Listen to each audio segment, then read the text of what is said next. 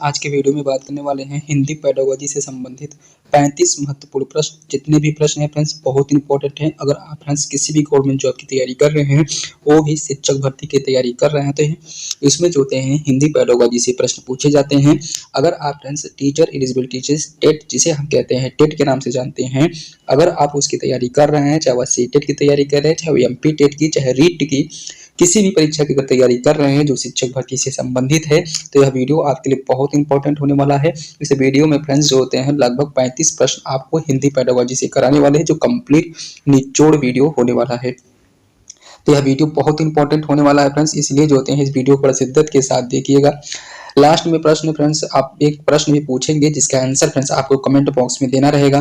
तो बिना देर किए हुए चलिए प्रश्न को करते हैं, और बहुत इंपॉर्टेंट बड़े शिद्दत के साथ देखिएगा, क्योंकि हर प्रश्न बहुत इंपॉर्टेंट है फ्रेंड्स। देखिएगा, पहला प्रश्न है हमारा कि भाषा शिक्षण के कौन से कौशल को प्राथमिक स्तर पर सबसे पहले विकसित किया जाता है। अगर बात किया जाए प्राथमिक स्तर की बात किया जाए फ्रेंड, तो सबसे पहले जो होते हैं बच्चे के अंदर सुनने की जो कौशल होती है उसको विकसित किया जाता है। यह चीज आपको मालूम होना चाहिए। अगला प्रश्न है प्रश्न नंबर 2 नंबर का प्रश्न है फ्रेंड्स, ध्यान दीजिएगा। दूसरे नंबर पे है कि रचनात्मक लेखन का उद्देश्य क्या है। तो रचनात्मक लेखन के अगर उद्देश्य की बात किया जाए फ्रेंड्स, यह जो होते हैं विचारों को अभिव्यक्त करने को प्रोत्साहन करना जो होते हैं रचनात्मक लेखन का उद्देश्य होता है। इस प्रकार देखा जाए तो ऑप्शन इसका 20 का राइट जवाब हो जाएगा। ठीक है फ्रेंड्स, अगला प्रश्न है बहुत इंपॉर्टेंट प्रश्न है, ध्यान दीजिएगा। प्रश्न है, ध्यान दीजिएगा कि पढ़ने की दक्षता विकसित करने के लिए कौन सी विधि सबसे प्रभावी है। तो पढ़ने के लिए जो हम दक्षता विकसित करते हैं, सबसे अच्छी विधि की बात किया जाए तो वह मौन वाचन जो होते हैं या मौन पाठन जो होते हैं सबसे अच्छा होता है फ्रेंड्स। इस प्रकार ऑप्शन इसका ए इसका सही जवाब हो जाएगा। ठीक है, अगला प्रश्न है 4 नंबर का प्रश्न है फ्रेंड्स, बहुत इंपॉर्टेंट प्रश्न है, ध्यान दीजिएगा। प्रश्न है कि भाषाई कुशलताओं में सबसे अधिक महत्वपूर्ण कौशल कौन सा होता है। तो भाषाई कुशलताओं में सबसे अगर महत्वपूर्ण कौशल की बात किया जाए फ्रेंड्स, वह जो होते हैं सुनने से संबंधित होता है। फ्रेंड्स आपको बताना है कमेंट बॉक्स में कि हमारे जो माने हिंदी के 4 महत्वपूर्ण कौशल कौन कौन से होते हैं, उसको कमेंट बॉक्स में जरूर लिखिएगा। पहला, दूसरा और तीसरा और चौथा डालकर जरूर लिखिएगा। ठीक है, अगला प्रश्न है 5वें नंबर का प्रश्न है फ्रेंड्स, बहुत इंपॉर्टेंट प्रश्न है, ध्यान दीजिएगा। प्रश्न है कि हिंदी भाषा शिक्षण में व्याकरण अनुवाद विधि का मुख्य उद्देश्य क्या है। तो व्याकरण जो अनुवाद विधि की अगर बात किया जाए फ्रेंड्स, तो यह व्याकरण का ज्ञान देना उसका प्रमुख उद्देश्य होता है। इसका सही जवाब ऑप्शन बी हो जाएगा। अगला प्रश्न है प्रश्न नंबर 6 नंबर का प्रश्न है फ्रेंड्स, बहुत इंपॉर्टेंट प्रश्न है कि भाषा शिक्षण में भाषाई सिद्धांत का क्या महत्व है। तो भाषा शिक्षण में जो भाषाई सिद्धांत के अगर महत्व की बात किया जाए फ्रेंड्स, तो भाषाओं को सीखने को स्वाभाविक क्रम को समझने के लिए जो होते हैं भाषाई सिद्धांत महत्वपूर्ण होता है। तो इस प्रकार देखा जाए तो ऑप्शन जो है इसका सी सही जवाब हो जाएगा कि भाषा सीखने के स्वाभाविक क्रम को समझने के लिए यह महत्व होता है। अगला प्रश्न है 7 नंबर का प्रश्न है, ध्यान दीजिएगा फ्रेंड्स, ध्यान दीजिएगा कि बालकों को नई भाषा सिखाने के लिए कौन सी विधि अधिक उपयोगी है। सबसे अधिक उपयोगी कौन सी होती है, तो यह ध्यान दीजिएगा फ्रेंड्स, होता क्या है कि श्रव्य दृश्य सामग्री की ऑप्शन 20 का सही जवाब हो जाएगा। ठीक है, इसका सही जवाब भी हो जाएगा।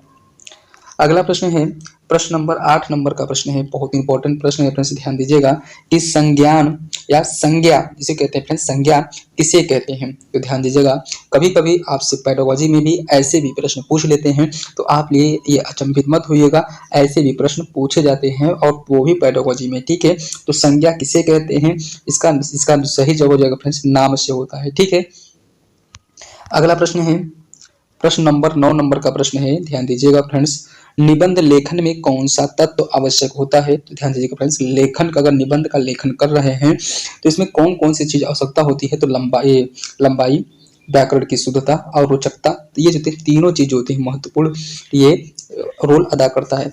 आप पूछेंगे फ्रेंड्स लंबाई किस प्रकार की बात कर रहा है, कि अगर आप निबंध लिख रहे हैं, अगर 2 लाइन का निबंध लिखेंगे तो यह लंबाई निबंध नहीं माना जाएगा। वह सारगर्भित होना चाहिए, रोचकता होनी चाहिए, उसके अंदर व्याकरण की शुद्धता होनी चाहिए। ये अगर तीनों चीज हैं तो यह जो होता है लेखन की जो होती है माने निबंध लेखन में महत्वपूर्ण जो होती है आवश्यकता मान सकते हैं। अगला प्रश्न है 10 नंबर का प्रश्न है, ध्यान दीजिएगा कि हिंदी शिक्षण में व्याकरण का उपयोग कब किया जाता है। तो व्याकरण के अगर मुख्य उपयोग की बात किया जाए फ्रेंड्स तो पढ़ने की बात किया जाता है, ठीक है। ऑप्शन सी इसका सही जवाब हो जाएगा। अगला प्रश्न है, ध्यान दीजिएगा, 11 नंबर का प्रश्न है फ्रेंड्स, ध्यान दीजिएगा। 11 नंबर के प्रश्न में है कि वर्णमाला का शिक्षण किस स्तर पर किया जाता है।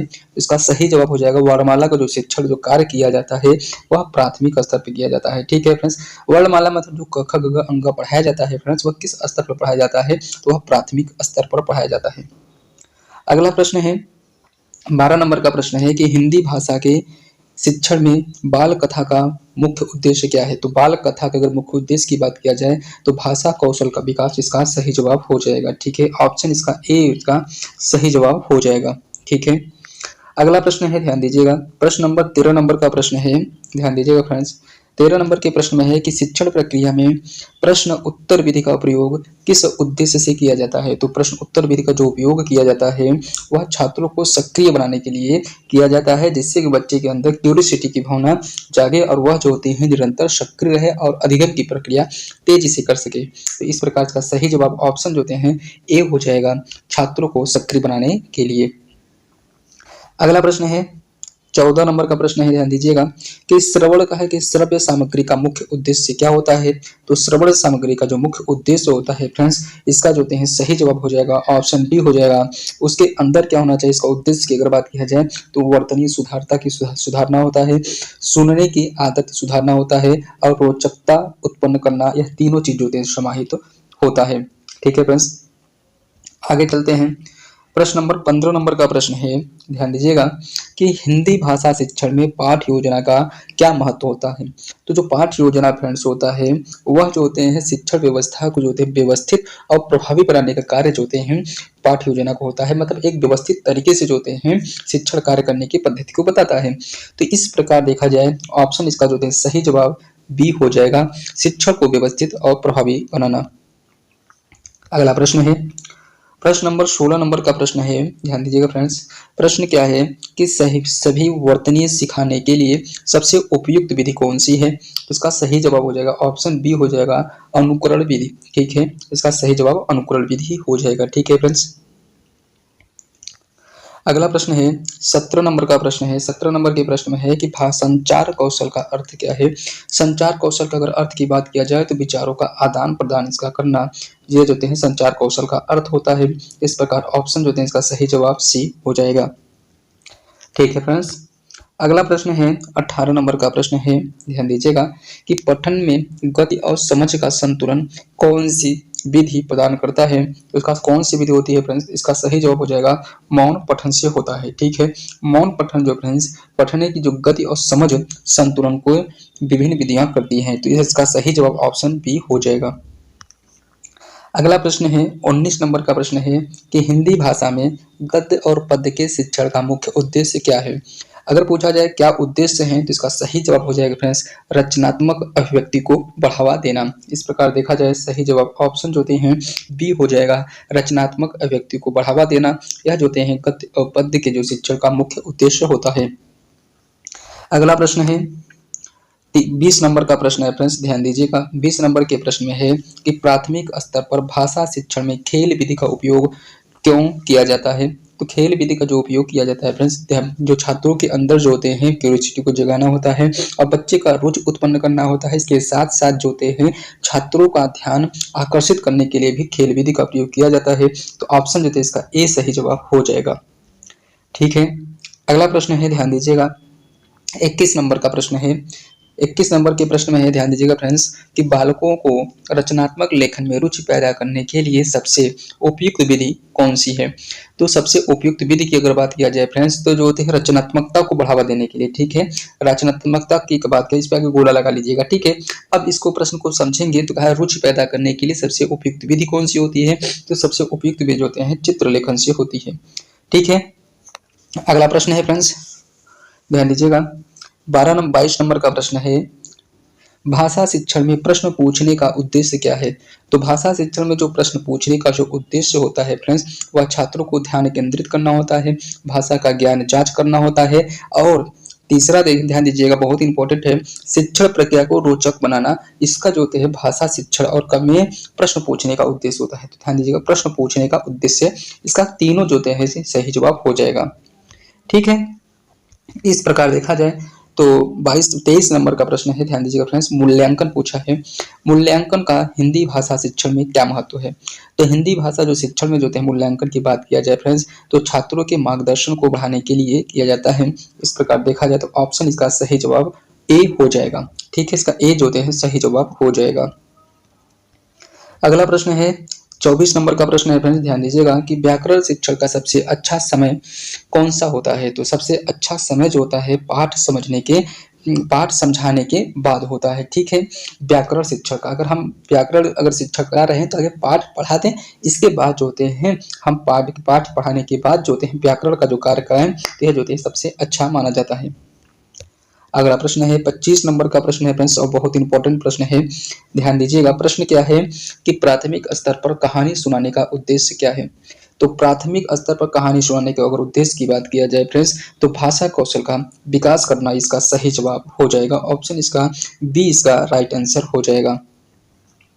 अगला प्रश्न है 26 नंबर का प्रश्न है, ध्यान दीजिएगा, सुनने की दक्षता को बढ़ाने के लिए कौन सी विधि अधिक प्रभावी है? तो सुनने की जो विधि को बढ़ाने के लिए सबसे अधिक प्रभावी विधि की बात किया जाए तो सही जवाब हो जाएगा ऑप्शन बी हो जाएगा, श्रवण सामग्री का उपयोग करना। ठीक है, अगला प्रश्न है फ्रेंड्स, ध्यान दीजिएगा 27 नंबर का प्रश्न है। प्रश्न क्या है कि दृष्टिकोण आधारित शिक्षण में शिक्षक का ध्यान दीजिएगा, इसमें पूछा क्या है, शिक्षक का मुख्य कार्य क्या है? तो अगर दृष्टिकोण की बात किया जाए, दृष्टिकोण आधारित शिक्षण में शिक्षक का मुख्य कार्य क्या होता है? तो यह फ्रेंड्स होता है भाषा कौशल का विकास करना, उसका प्रमुख उद्देश्य होता है। इस प्रकार देखें तो ऑप्शन जो है इसका सही जवाब ए हो जाएगा। अगला प्रश्न है 28 नंबर का प्रश्न है कि वाचन के दौरान वाचन के दौरान छात्रों में प्रश्न पूछने का उद्देश्य क्या है? तो प्रश्न पूछने का जो उद्देश्य होता है यह जो होते हैं फ्रेंड्स ध्यान माने उनका जो ध्यान बनाए रखना, दूसरी बात होती है उनकी समझ की जांच करना। तो इस प्रकार देखा जाए तो आंसर जो होते हैं सही जवाब सी हो जाएगा। ठीक है, अगला प्रश्न है प्रश्न नंबर 29 नंबर का प्रश्न है कि श्रव्य दृश्य शिक्षण सामग्री का उपयोग क्यों किया जाता है? तो श्रव्य और दृश्य सामग्री शिक्षण का जो उपयोग की बात किया जाए फ्रेंड्स, छात्रों को पढ़ाने में रुचि दिलाने के लिए पहला, दूसरी बात ध्यान दीजिएगा शिक्षण को प्रभावी बनाने के लिए, तीसरा जटिल विषयों को सरल बनाने के लिए। इस प्रकार देखा जाए तो ऑप्शन जो हैं डी इसका सही जवाब हो जाएगा। अगला प्रश्न है 30 नंबर का प्रश्न है ध्यान दीजिएगा कि हिंदी भाषा में अलंकार का अध्ययन क्यों कराया जाता है? तो अध्ययन इसलिए कराया जाता है कि भाषा को सुंदर और रोचक बनाने के लिए कराया जाता है। ठीक है फ्रेंड्स, अगला प्रश्न है ध्यान दीजिएगा, बहुत इंपॉर्टेंट प्रश्न है फ्रेंड्स, ध्यान दीजिएगा। प्रश्न क्या है कि ध्यान दीजिएगा पाठ योजना का मुख्य उद्देश्य क्या है? तो पाठ योजना का अगर उद्देश्य की बात किया जाए फ्रेंड्स, तो शिक्षण कार्य को व्यवस्थित करना, यह जो होते हैं पाठ योजना का मुख्य उद्देश्य होता है, क्योंकि यह हमको एक सिस्टमैटिक ढंग से किसी भी कार्य को करने की व्यवस्था बताता है कि शिक्षण कार्य किस प्रकार से कक्षा में करना है। अगला प्रश्न है ध्यान दीजिएगा 32 नंबर का प्रश्न है फ्रेंड्स, 32 नंबर के प्रश्न है कि भाषा शिक्षण में अनुकरण विधि का उपयोग क्यों किया जाता है? तो ध्यान दीजिएगा फ्रेंड्स, अनुकरण विधि की अगर बात किया जाए तो यह जो होता है उच्च माने सही उच्चारण कराने के लिए जो होते हैं अनुकरण विधि का प्रयोग किया जाता है, जिससे बच्चा जो होते हैं जो शब्दों को उच्चारण सही तरीके से सीख सके। ठीक है, अगला प्रश्न है 33 नंबर का प्रश्न है कि कविता पाठ का उद्देश्य क्या है? तो कविता जो पाठ का उद्देश्य जो होता है यह जो होता है केवल काव्य का अर्थ समझना होता है, छात्रों की कल्पना शक्ति का विकास करना होता है, रचनात्मकता को प्रोत्साहन करना होता है। इस प्रकार देखा जाए तो ऑप्शन इसका डी सही जवाब हो जाएगा। वह तीनों पहलुओं को जो होते हैं विकास का उद्देश्य होता है। अगला प्रश्न है ध्यान दीजिएगा 34 नंबर का प्रश्न है कि हिंदी भाषा के शिक्षण में मौन पाठन का क्या महत्व होता है? तो मौन पाठन की अगर बात किया जाए फ्रेंड्स, तो इसका सही जवाब हो जाएगा वह जो होते हैं ध्यान केंद्रित करना होता है और गहन समझ विकसित करना होता है और पढ़ाने की गति जो होते हैं बढ़ाना होता है। यह सभी पहलू जो होते हैं हमको तीनों में देखने को मिल रहा है। तो इस प्रकार आंसर इसका सही जवाब डी हो जाएगा। ठीक है, लास्ट प्रश्न है फ्रेंड्स, ध्यान दीजिएगा 35 नंबर का प्रश्न है।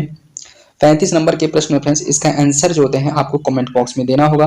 प्रश्न क्या है कि शिक्षण में सक्रिय, ध्यान दीजिएगा, सक्रिय शिक्षण विधि का क्या, सक्रिय, ध्यान दीजिएगा, प्रश्न क्या आप देख लीजिएगा, इसका आंसर आपको कमेंट बॉक्स में देना है कि शिक्षण में, ध्यान दीजिएगा, शिक्षण में सक्रिय, सक्रिय शिक्षण विधि का क्या लाभ होता है। तो सक्रिय शिक्षण विधि के विषय में अगर जानते होंगे तो आप इसका सही जवाब बता पाएंगे। आपको ऑप्शन बोल के सुना देते हैं। पहला ऑप्शन है कि छात्र आत्मविश्वास से, माने आत्मविश्वास से सीखते हैं। दूसरे, शिक्षक जो होते हैं समय बचाता है। सी जो होता है, पढ़ाई रोचक बनती है। उपयुक्त सभी।